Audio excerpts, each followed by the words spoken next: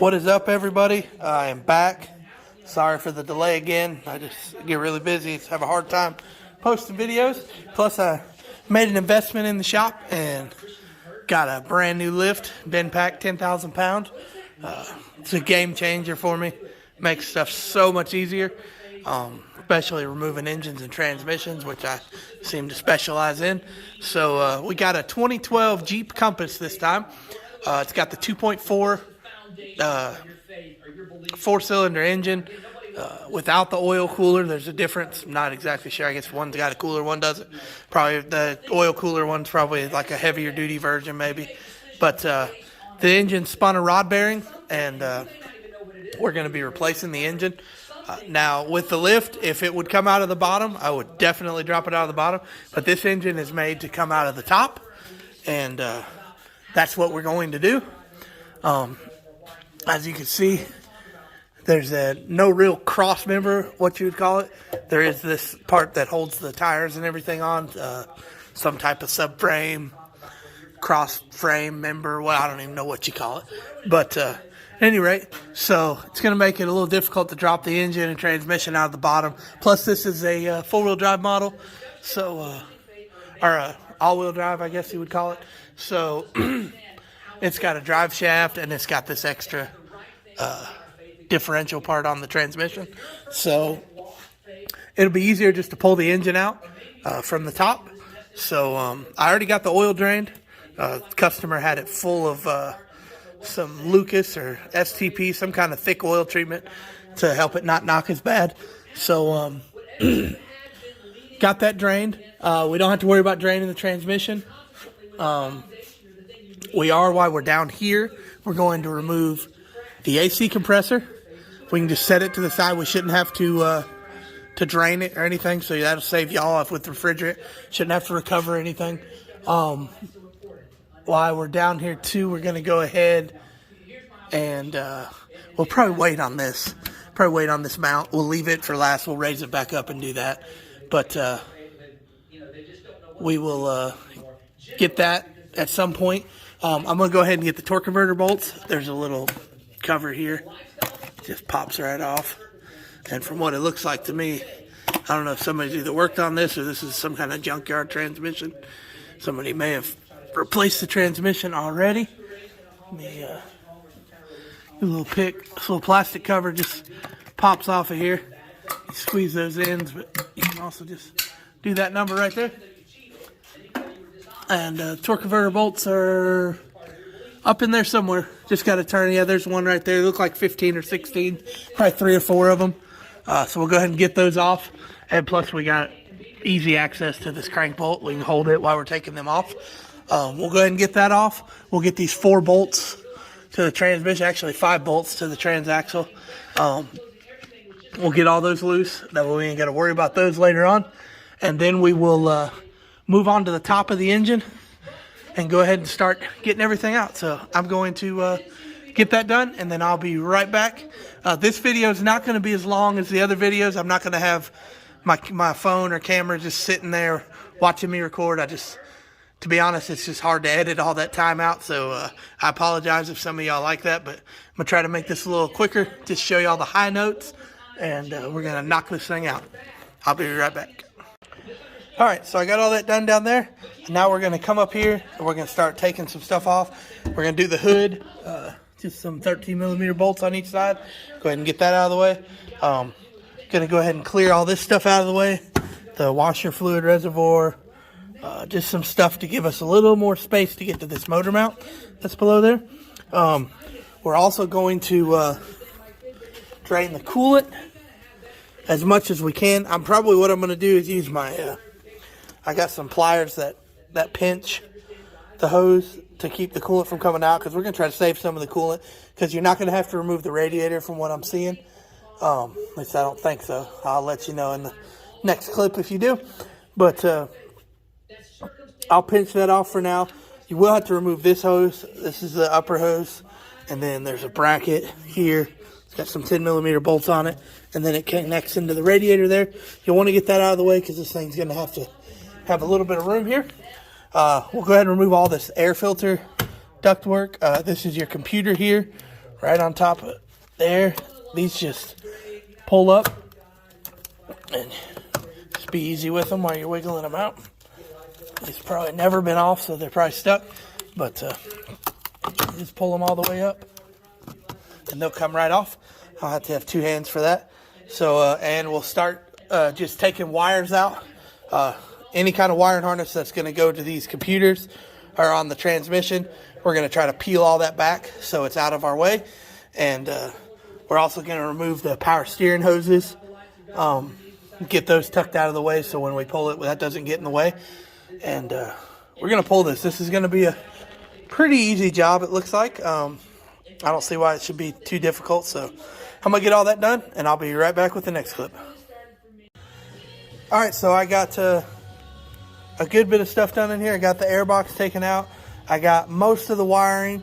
I still got to do the starter. It's just a couple wires on that side, and then the bolts to the starter are... Looks like there's one on each side. There's one on there and one on here. That's pretty easy. Got the power steering lines unhooked. Got all this stuff unhooked. The washer reservoir, coolant reservoir, the power steering reservoir. Got this hose off. I haven't got the lower hose off. I'm trying to wait because it's going to make a big mess. So I was trying to get everything done before I get that off. I'm working on getting this bracket off for the power steering pump, and I believe it connects to the alternator. The reason being is that when we slide this engine forward to make it come out, that exhaust is going to get in the way. So in order for us to fit out of this spot, we need pretty much as much clearance as we can get right here. That way that we don't smash the electric fans or anything like that. But this bracket's super easy. I got these 2 bolts off. There's a hidden bolt somewhere on here I'm not being able to see. And I got to go underneath and drop the AC compressor anyway. I forgot. So you'll be able to see there. I'll let you know if I see anything that's weird or something you may not be able to find. So, and it looks like too the, sorry about the shadow, the oil filter adapter right here. Going to want to go ahead and take that off because that's probably going to get in the way too. Looks like some 13mm bolts. So that's pretty easy. Overall, this is a super easy project. And then I did get the intake off. Forgot to say something about that. That was really easy as well. 13mm bolts and nuts. There is 5 of them. You got I think it's 3 bolts and 2 nuts. Yeah, 2 nuts on the ends and 3 bolts in the middle. And then you got some connectors that hook into the intake and some vacuum hoses. Some vacuum hoses here and here. There's a connector on the back, right there. And then there's a 13mm bolt. There's also a connector up top here. That's right where your intake goes into the engine. There's a 13mm bolt right down here with the throttle body. I'll show you where that goes. It's down here on a, where's the bracket at?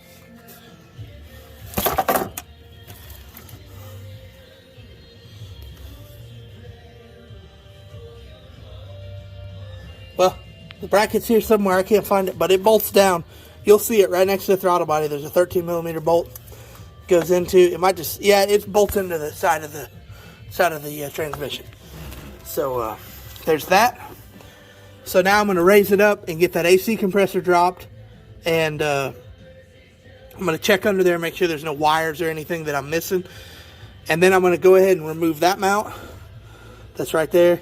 And I don't know if that's it. I think this is the only engine mount. I think the other one's a transmission mount, so we're going to leave that one alone, but I'll let you know either way. And I'm going to keep tucking these wires away, and then once we get to the pull-in stage, then I will come back on here and I will show you how to pull this sucker out.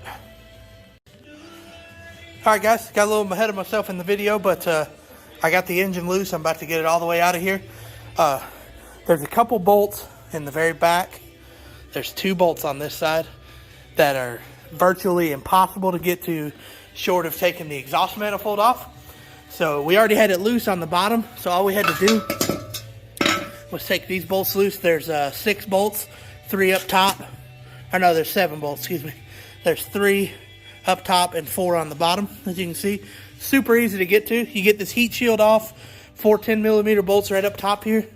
That pops off. You can get right to those bolts. The trick to getting it out, on the computer, it says you have to take this heat shield off, disconnect the AC, do all that madness. I didn't do any of that. All I did was I got the manifold loose. Then I came over here and took this mount loose. That is this mount right here. 3 16mm. And then 3 more, I think those are 16s too, that holds it to the frame of the car. That comes right off. Make sure and put a jack under the engine, because that's basically the last mount holding this engine. So put a jack under there and jack the engine up before you take that off. But then once you get that off, you can let the jack down slowly, and this thing it'll move out enough to where you can wiggle it out. And it took a few tries, and I bent up that little metal shield just a little bit.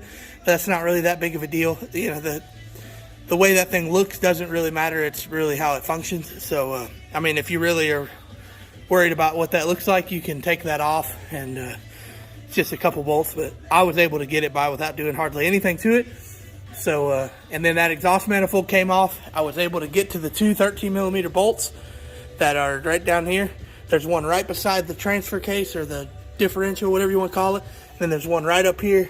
You'll have to move this shield back. That shield goes like that, and then you peel that back, and the bolts are right here.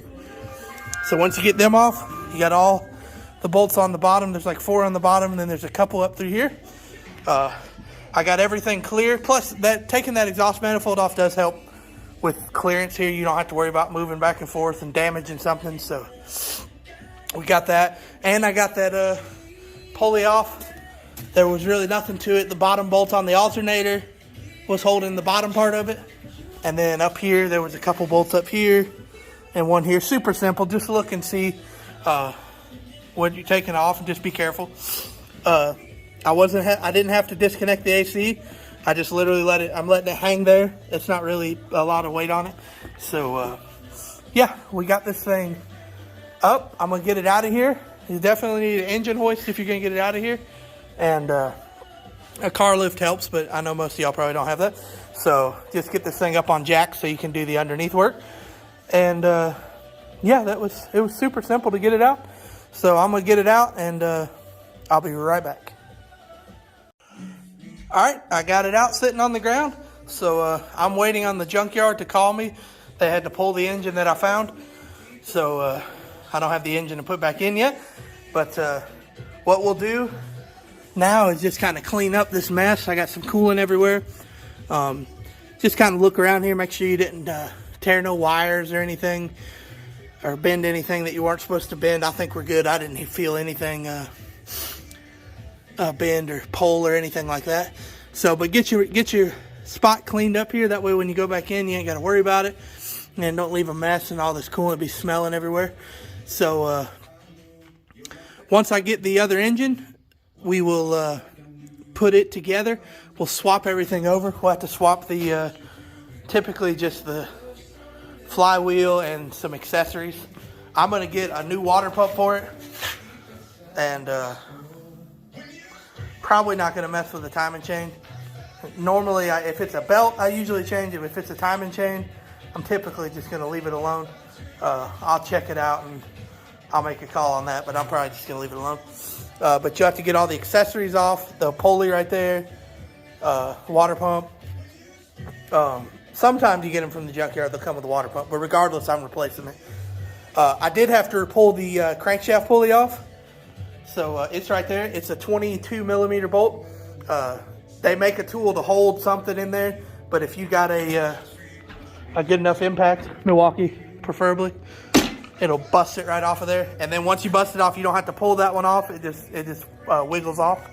So might have to swap some sensors. I'm not sure.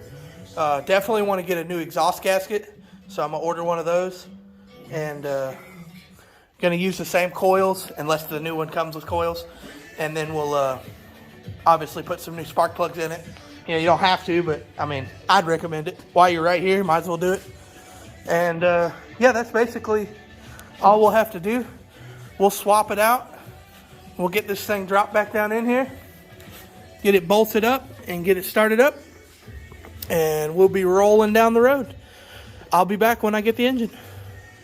All right, I got the engine from the junkyard. I ordered one offline from LKQ. Comes with like a 6-month warranty, I think. Everything looks great on it. I changed out a few seals, changed out the water pump, valve cover gasket, all that good stuff. And obviously I had to take the oil filter housing off to get the engine out. So I'll be getting a new seal for there, new intake, new exhaust gasket, obviously. So yeah, I got everything ready here. I got everything that I needed swapped from the old motor. It came with a lot of stuff, so I was able to, not have to swap too much. So now we're going to go ahead and set this thing in here. I'm going to get this hood off right quick and set it down in here. I'm going to clean up a little bit, try to get some of this fluid up. Just make sure when you're dropping this down in here, take your time. Make sure you don't pinch no wires or break something or lay this engine down on a piece of plastic that's not able to hold it. Just go easy. If you got a helper, definitely helps to get somebody to help you, especially if you haven't done it a lot. So we'll get it set down in here and try to get it lined up. I'm gonna have to get a jack. It's hard to see on the camera, but that transmission is kind of laying down because it's not supported by the engine anymore. So I'm about to get a jack to jack up the transmission to bring the engine and transmission kind of level with each other, so they'll sit flush. And then I always like to get just a couple bolts started, like one on each end. That way, it's set in there right, and then you can go and start tightening all the other ones and just start piecing this thing back together. I'm gonna get it set down in here, and I will be right back. All right, got the motor set back down in there. I just got a mount attached to the top, and all the bolts started. I got a few tightened for the transmission, engine to transmission bolts. I wanted to come down here, make sure the torque converter wasn't jammed up. I got those all in. Now I'm gonna start working on everything underneath here that I can. Put the mount back here. I think there was a cross member that went right here with that mount. Just start tying up everything down here that I can actually tie up. They got a bracket that goes down here, AC compressor, any wires that you can see. So I'm gonna get all that done, and then we'll go back up to the top and start tying this thing up and finishing it up. All right, I'm back up top. I got all the mounts tightened down. I don't got that one tightened down. I got to tighten the bottom one. Now I'm working on the exhaust. I got it in. It's really tricky to get it in this hole. You got to kind of finagle it. I had to loosen the engine mounts. Both of those right there, that one. That's why that one's back loose, and this one. And that way it gives you a little more clearance. And then I also took this. It's the engine hoist bracket. It sits back here, something like that. And I got it out of the way, and I was able to fish that exhaust manifold right in there. So just take your time and don't break anything. But after that, it's just a matter of putting all the bolts in. And now I'm going to go underneath and do, I don't know if y'all can see it, but the exhaust donut. And then I'm going to put these covers back on, the top and the bottom cover, and get those all tight, the exhaust shields. And then we'll come back down, up, and we'll start working on the intake. I'll be right back. Alright guys, I'm back up under the car, and I just wanted to show y'all a quick tip. There's a couple things I want to show you. The exhaust bolts, when I took the old ones off, the threads just came apart on them. The nuts that are inside, welded inside the manifold, are fine, but the bolts were completely destroyed. So I was able to find some. You can get them at your parts store. I lost the part number, but if you look it up, you'll find them. They usually have them in stock. They weren't but $6, I think. So it's a good idea to change those. Another thing though, getting to these is kind of tricky. If you're gonna work on cars long term, get you a set of these bad boys here. I got these from Northern Tool. They're like universal joint sockets that are built in. Makes it so much easier, especially on this job, to get right to it. And you lose some torque with the universal joint, but you can at least get them tight. Then you might be able to get a ratchet on them. So I just wanted to show you all that. So just got that donut on. Also, if you're a Milwaukee guy, Tower Light is amazing. It's the M18 version. So anyway, I got that on. I'm gonna get this exhaust and get the bracket. There's one bracket that goes, it goes up in there. I can't remember exactly how, because it's been a few weeks since I did this, but I'll show y'all when I get done what it looks like. It's gonna be a little tricky because I remember it was tricky getting off, but yeah, I'll get this done. I just wanted to show y'all that trip. And absolutely love these for anything, really. So get you a set of them. Clutch, Home Depot, Lowe's, Walmart might even sell them, I don't know. Anyway. All right, I don't know if y'all can see that too well. Yeah, looks pretty good. I got that bracket on.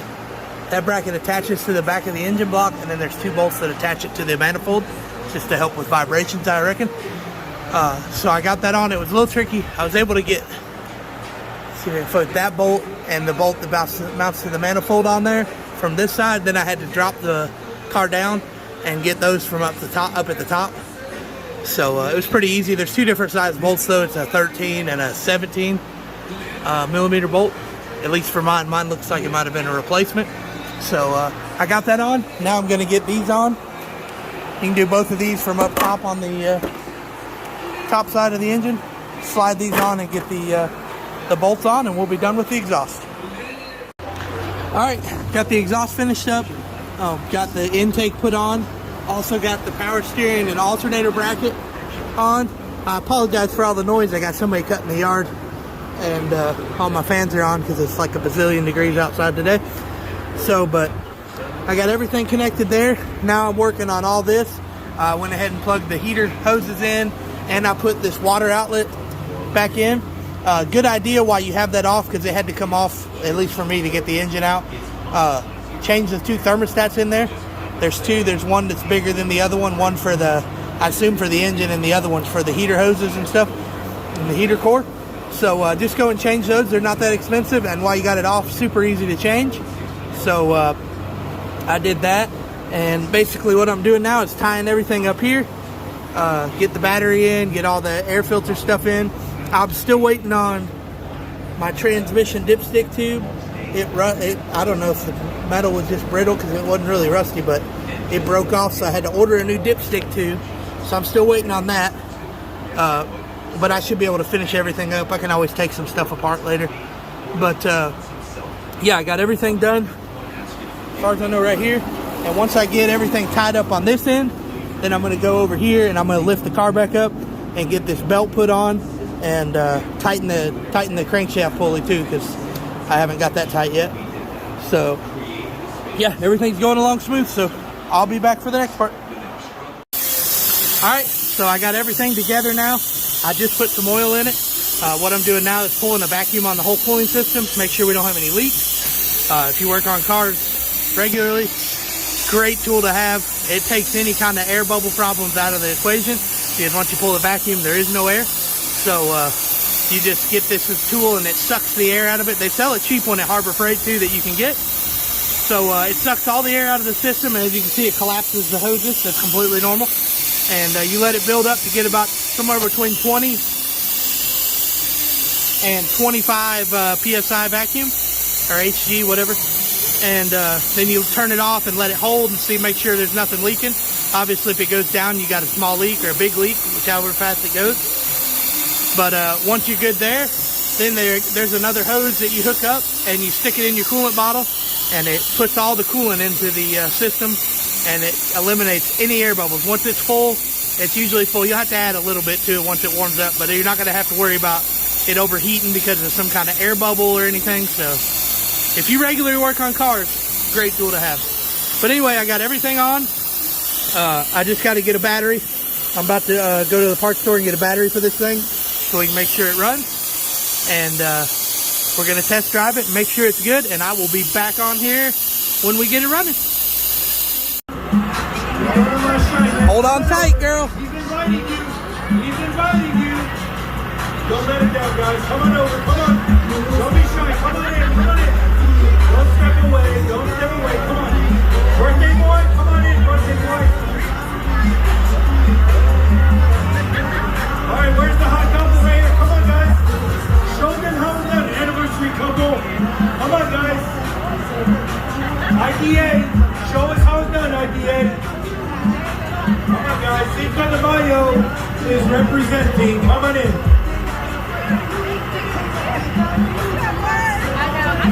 Ladies, can you show these guys how to do this, please? Where are the señoritas? Check.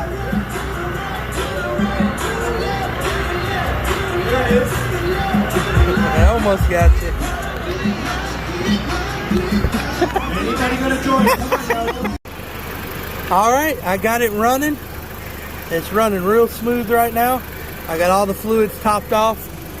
With this transmission, I told you the dipstick was broke, but I'd forgot, I don't know what I was thinking.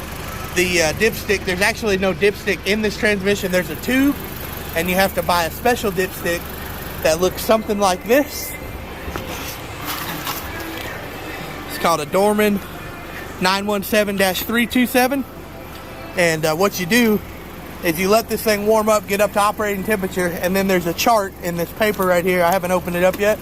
You stick this dipstick in until it bottoms out, and then you look at the chart, you pull the dipstick back out, and match it up with the chart, and depending on what your temperature is, sometimes you can read the temperature from the cluster, sometimes you got to use your scan tool, and you find the temperature of the transmission, and then you match it up with the dipstick. It's got numbers on it on the end here. You probably can't see them through the plastic, but that's how you check that, and then you pull that out. You don't leave the dipstick in. I'm assuming maybe some kind of clearance issue or something, I'm not sure, but this thing is running great. I'm gonna take it for a test drive, and then we're gonna get it on to the customer. So I appreciate y'all watching my videos. Please like and subscribe to this video and my page. I'll have more videos coming soon, and if you have any questions whatsoever, feel free to let me know any questions. I'll answer them to the best of my knowledge. I'm pretty responsive on my page, so if you have anything you need to ask, just feel free to ask it. And thank you so much, and God bless.